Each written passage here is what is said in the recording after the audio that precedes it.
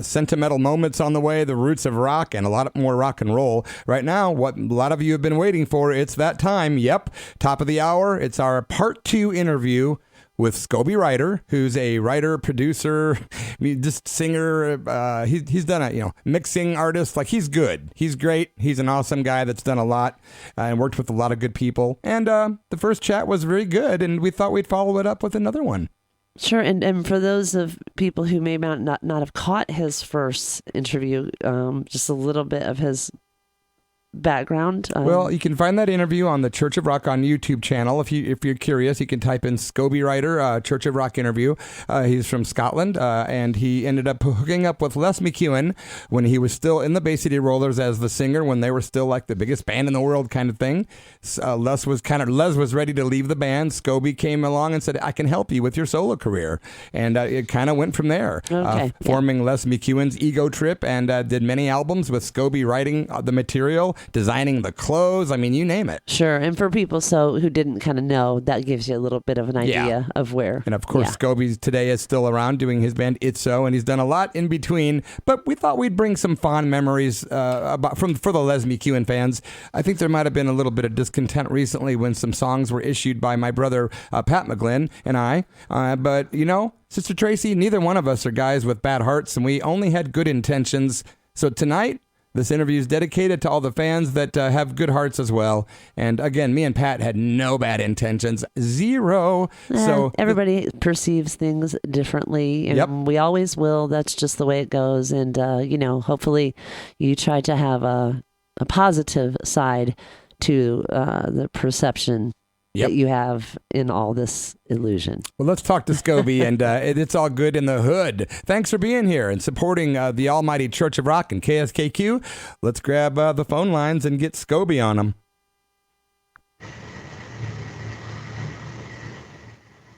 Okay, I've got Scobie Ryder on the line from Cambodia. Scobie, good evening.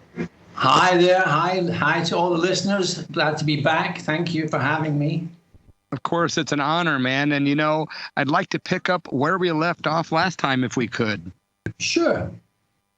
That would be great. I was just listening to the last interview, which was quite, it was fun, a good chat. But you had told me at the beginning of the interview that you were not, before meeting Les McKeown, a fan of the Bay City Rollers.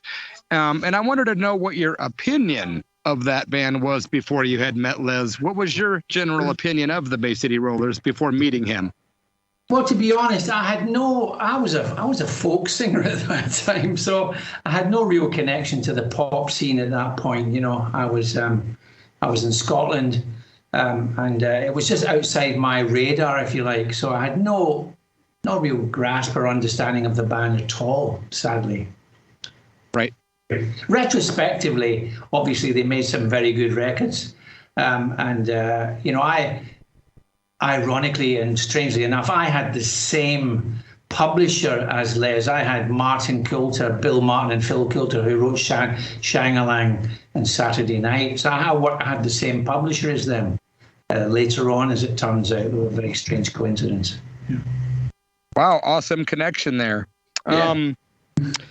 So I want to ask you, since you were like the guy that was in charge of kind of hanging out with Les as he was transitioning from the Rollers into the solo thing, who was the manager for Ego Trip? That really was me, basically. I took care of most of the day-to-day, commitments and things like that, and decided what we should do and what we shouldn't. But we didn't have a manager. No, just between Les. Yeah, between Les and I, we made those decisions. Interesting. I would like to know, I think one of your fans, I think it was Karen Lee, that came up with the question. She wanted to know how you came up with the actual clothing concept that you created basically for Les and the guys. Well, to be honest, it was a bit of an all on the fly. I mean, really, we weren't sitting down and didn't have a lot of time to think about it. But I was always kind of into boy and into this sort of the glam vibe. And I thought it was kind of a bit space agey, in a sort of cartoony way. I didn't want to make it too serious. I mean, Ego Trip was obviously a kind of cock in a snoot at the at the British press saying lead singer goes on ego trip, and I thought, oh, let's use that as the name of the band. It was all kind of light-hearted, and we wanted to be a little bit flamboyant, so we would just sit down and throw ideas around. It was simple as that. Yeah, because the clothing was definitely distinct. Well, yeah, I mean, look, it was show business, and I have to say it looked great on stage. I have to say it did look fantastic on stage. You wouldn't walk down the street on it, but, it looked great under the lights, as it were. Yeah. Oh, absolutely. You did a fine job. We thought it was great and thought we'd ask that question to get to the heart of the matter. You told me a really cool story about Arista Records president Clive Davis and how you and Les met with him in London. Can you tell us that story? Sure, absolutely. We got a call from at Les's house from Arista Records saying they wanted us to meet with Clive Davis at the Dorchester Hotel. And I thought, oh, maybe they've come round, maybe they've kind of changed their mind about the whole thing, because we were quite a lot in the press at that time. Anyway, we went to the Dorchester, and there was the mighty man himself, Clive Davis, telling us that we would never get the record out. He was going to crush us. And he'd done this whole big story about, the industry works how he wants it to work, and nobody walks away from a major label and all this kind of stuff. And I just said, well, you're a man with a kipper tie and high trousers. As far as I'm concerned, you're just an old fart. And if you want to stop us, you're going to have to kill us, because that's the only way you're going to stop us, because we're going to get this record out come hell or high water. And he was quite taken aback. I don't think he was used to anybody speaking to him like that. And he kind of laughed in a way. I quite liked him. But he sort of chuckled. And he said, oh, you're a bit aggressive. And I said, you're threatening my creative livelihood. What do you want me to be, friends? So anyway, we exchanged our ultimatums, and he put a fax around the world saying no one was to touch Leslie McKeown. But we still managed to get the record out in Japan and in Germany and in the UK. So we won that round, as it were. So do you think that has anything to do with why there was no Leslie McKeown solo career in the States?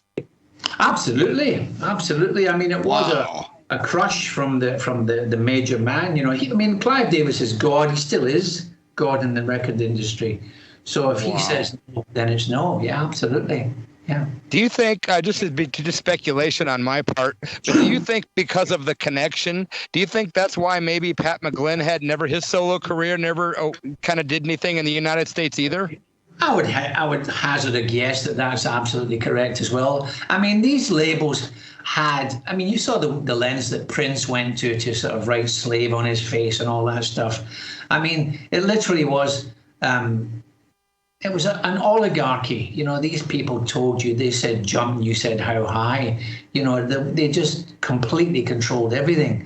And if you didn't play ball, then you were crushed, Wow, unbelievable. Clive Davis put out a worldwide ban on Les McKeown's career. Crazy. Well, I'm glad that you were able to get over some of the hurdles.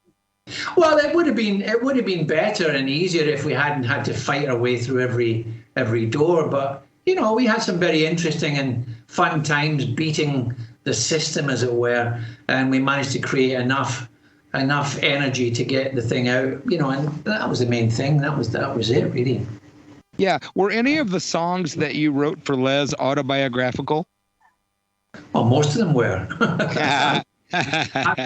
Yeah, I mean, Tightrope, for instance, All Washed Up, they're very specific to his situation, and they were written from a personal perspective as to how he was feeling about Hollywood and going there and everybody, being all over him and then turning their backs on him and all this kind of thing. It was written for his mindset at the time. Absolutely. What was your impression of California when you first arrived there? Oh, I thought I was in heaven, of course. It was, endless, adoring fans, willing to run around, do everything, get your laundry, pick up the dry cleaning. Everyone wanted to help and look after us, which was fantastic, because we were kind of a bit lost, because Les had always had people doing everything for him, so he didn't really have the support. Without the fans, it would have been a lot more difficult, that's for sure. Do you have any favorite like party memories with Leslie? Any good ones? There was a couple of interesting things. I mean, obviously, well, maybe not obviously. Well, you know, Britt Ekland was a kind of a friend. I met her in London through a friend of mine who had property, and he rented a big apartment to her in Chelsea. And I went down there with Les, and we struck up a kind of a friendship. And then we used to go and party together at various clubs, Tramp and Monkbreeze and all these kind of places. So when we went to LA, we continued that friendship, and I actually had Christmas dinner with Britt Ekland.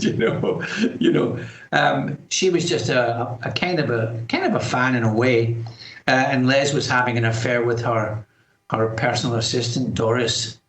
So there was this kind of ongoing connection. But we used to go to parties kind of via Britt, and there would be all kinds of superstars there, Alice Cooper and Tony Curtis, and just, loads and loads of Raquel Welch, just endless people.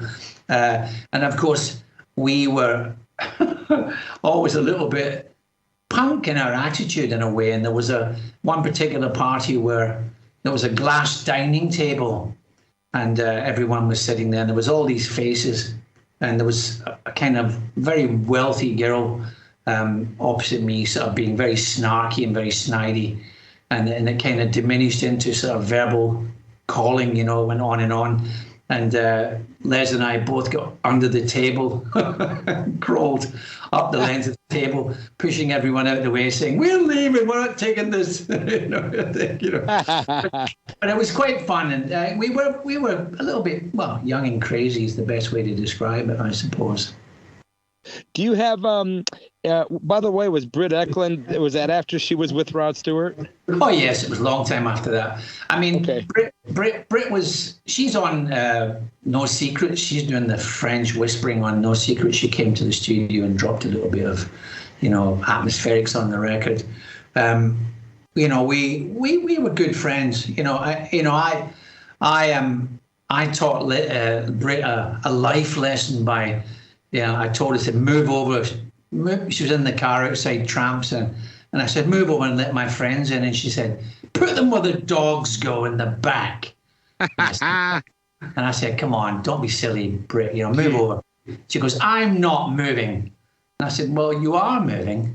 And she goes, "I'm not." And I just grabbed her and I threw her onto the street, and she went sliding up the road. It was raining and everything, and she was, she slid up the street. And Doris was, and I just jumped in the car and we drove off, and Doris was screaming, her assistant was screaming, "Ah, let me out." So I stopped and said, "Okay, get out." Anyway, the next time I was in the club, there was Britt, and she gave me the big huffy face, and then she sidled up to me and said, "Can we still be friends?" And I said, "Sure, of course we can. Just, don't be an a-hole, just behave yourself and treat people nicely, that's it." Yeah. Wow. Yeah.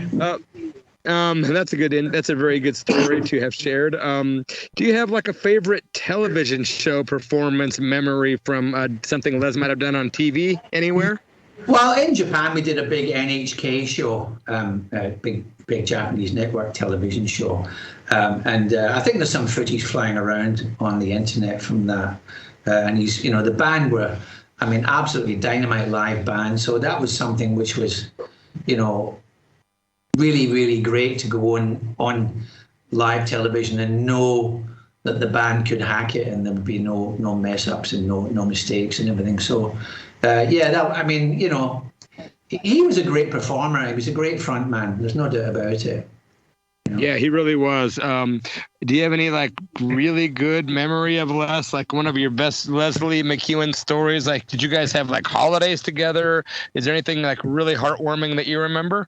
Well, there was one thing came to mind. Les, we found out that the Rollers had a limousine company in London. Because, they were always getting limos, so they ended up having a limousine company that they actually owned.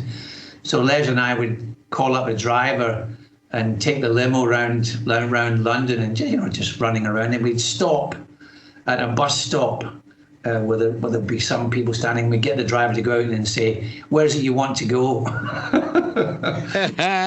Nice.